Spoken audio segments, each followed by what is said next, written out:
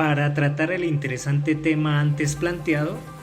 nos apoyamos en la jurisprudencia del Tribunal Superior de Medellín, Sala Novena de Decisión Penal, que respecto a esta temática ha expresado lo siguiente. En primer lugar, digamos que la norma llamada a regir el asunto es el artículo 29 de la Ley 1709/2014.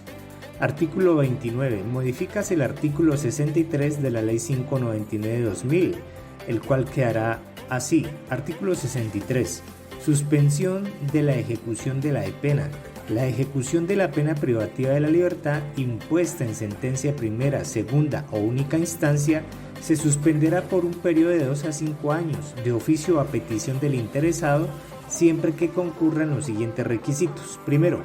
que la pena impuesta sea de prisión que no exceda de 4 años. Segundo, si la persona condenada carece de antecedentes penales y no se trata de uno de los delitos contenidos en el inciso segundo del artículo 68A de la Ley 599 de 2000, el juez de conocimiento concederá la medida con base solamente en el requisito objetivo señalado en el numeral primero de este artículo.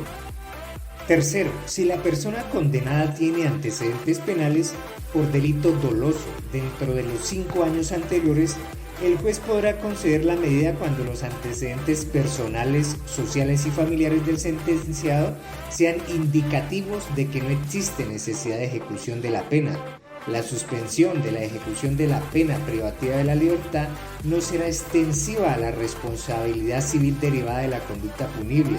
El juez podrá exigir el cumplimiento de las penas no privativas de la libertad accesorias a esta, en todo caso cuando se trate de lo dispuesto en el inciso final del artículo 122 de la Constitución Política, se exigirá su cumplimiento. Este canon nos impone remitirnos al artículo 32 ibidem, abre paréntesis, que modificó el artículo 68A de la Ley 599 de 2000, cierra paréntesis, el cual introduce un conjunto de prohibiciones. Primero, cuando la persona haya sido condenada por delitos dolosos dentro de los 5 años anteriores, y segundo, respecto a un listado de delitos en los que configura entre comillas el hurto calificado. Cotejadas ambas normas, se puede concluir que a partir de la entrada en vigencia de la Ley 1709 de 2014, la concesión del subrogado penal quedó supeditada al cumplimiento de los siguientes requisitos objetivos. Primero, que la pena no exceda los 4 años de prisión. Segundo, la ausencia de antecedentes penales. Y tercero, que el delito no esté incluido en el listado del inciso segundo del artículo 68A del Código Penal. No obstante, en el evento que el procesado registre antecedentes penales y el delito no se encuentre en el listado de conductas excluidas, el funcionario judicial deberá adelantar un estudio de los antecedentes personales, familiares y sociales, abre paréntesis, factor valorativo, cierra paréntesis, para que a través de una prueba de ponderación concluya la procedencia o no del referido instituto. Ahora bien, el tipo penal de hurto por medios informáticos y semejantes, previsto en el artículo 269i del Código Penal, establece, abre comillas, artículo 269i, hurto por medios informáticos y semejantes, artículo adicionado por el artículo primero de la Ley 1273 de 2009. El nuevo texto es el siguiente: el que, superando medidas de seguridad informáticas, realice la conducta señalada en el artículo 239 manipulando un sistema informático, una red de sistema electrónico, telemático u otro medio semejante, o suplantando a un usuario ante los sistemas de autenticación y de autorización establecidos, incurrirá en las penas señaladas en el artículo 240 de este código, cierra comillas. Con base en la estructura de este tipo penal, observamos que, si bien existe una remisión expresa a los artículos 239 y 240 ibidem, a efectos de especificar que la conducta sancionada es, abre comillas, el que se apodere de una cosa mueble ajena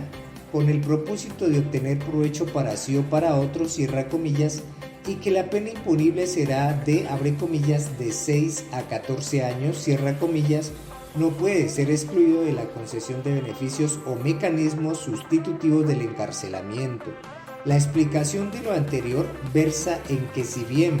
la descripción de la conducta lleva íncito un contenido de carácter patrimonial y, como se dijo, el tipo penal remite al delito de hurto calificado, en relación con el cual una de sus modalidades es, abre comillas, con escalonamiento o con llave sustraída o falsa, ganzúa o cualquier otro instrumento similar, o violando o superando seguridades electrónicas u otras semejantes, cierra comillas.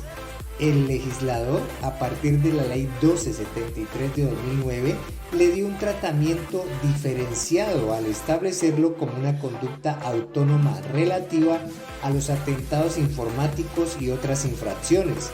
razón por la cual no puede considerarse que cuando el sujeto activo infringe este tipo penal también está incurriendo en un hurto calificado. En otras palabras, la calificación que le dio la Fiscalía a la conducta realizada por LE está contenida en un bien jurídico autónomo, abre comillas,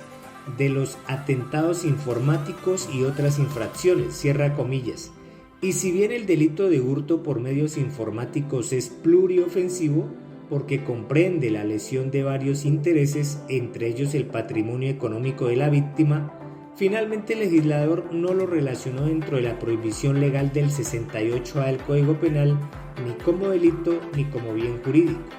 Con la interpretación que hace el juez de instancia, básicamente se está proponiendo que, con base en una misma descripción típica atribuida al procesado, se le debe sancionar por dos delitos diferentes, con lo cual obviamente se transgreden sus derechos y garantías fundamentales, puesto que se le estaría juzgando dos veces por el mismo hecho. Independientemente de que primero, el legislador haya cometido un error al dejar vigente una causal calificante del hurto que de alguna manera también contiene la acción típica que posteriormente creó como independiente con la Ley 1273 de 2009, y segundo, que el artículo 1269I remita en cuanto a la acción reprochada y a la pena al delito de hurto calificado, la Fiscalía optó por escoger el delito de hurto por medios informáticos y semejantes para acusar al aquí procesado. Por tanto, no puede dársele un alcance adicional que no tiene para la exclusión de los sustitutos. Dos puntos, abre comillas. De este modo, mediante la Ley 1273 de 2009, creó el título séptimo bis de la protección de la información y de los datos, cierra comillas, y en él varios tipos autónomos que tendrían por objeto evitar la lesión de este interés jurídico, como el acceso abusivo a un sistema informático, la interceptación de datos informáticos, el daño informático, el uso de software malicioso, la violación de datos personales, por mencionar algunos. No obstante, al final del trámite legislativo menospreció las consecuencias no inadvertidas inicialmente, por cierto, de regular dentro de este título conductas subordinadas a otros tipos básicos, como lo es el caso del reato de hurto por medios informáticos y semejantes. Ciertamente, aunque el legislador fue consciente de la dificultad que comportaba la ubicación del bien jurídico protegido respecto a aquellas acciones antijurídicas reguladas dentro del mentado título que de manera directa afectaban el patrimonio económico, prefirió atar de manera antitécnica, como lo aseveró el representante de la Fiscalía, la modalidad de la acción típica prohibida, que es el hurto por medios informáticos, al bien jurídico amparado en el referido título séptimo bis, que adiciona o modifica las circunstancias modales calificantes del artículo 240 del Código Penal, como hubiera sido lo ideal. Ahora bien, en cuanto a la analogía realizada por la Sala de Casación Penal de la Corte Suprema de Justicia en sentencia del 11 de febrero de 2015, radicado 42.724, abre paréntesis SP 1245-2015, cierra paréntesis, en la cual explicó el origen y la naturaleza del hurto por medios informáticos, debemos precisar que no obstante se aplicó una interpretación sistemática e integradora para conceder la rebaja de reparación integral del artículo 269 del Código Penal, Porque el tipo penal remite al apoderamiento de cosa mueble,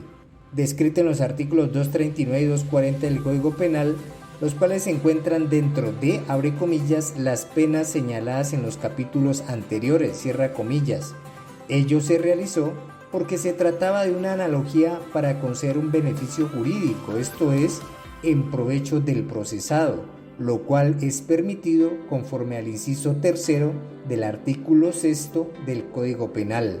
En este caso no podría aplicarse tal analogía a efectos de negar el sustituto, precisamente porque la misma iría en contravía de los intereses del procesado, aspecto que ya había sido definido por la corporación en la misma decisión. Abre comillas. Ahora, a manera de obiter dicta,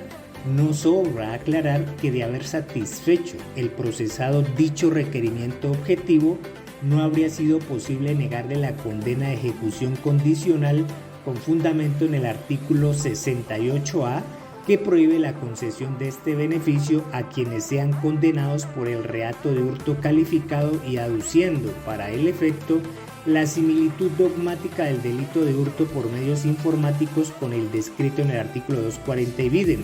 toda vez que, aunque atrás, en punto de la reparación integral, se utilizó el criterio analógico para conferir igual consecuencia jurídica a un mismo supuesto de hecho. No sería viable argumentar algo semejante en sentido desfavorable a los intereses del procesado, pues la analogía in malam partem está proscrita en materia penal.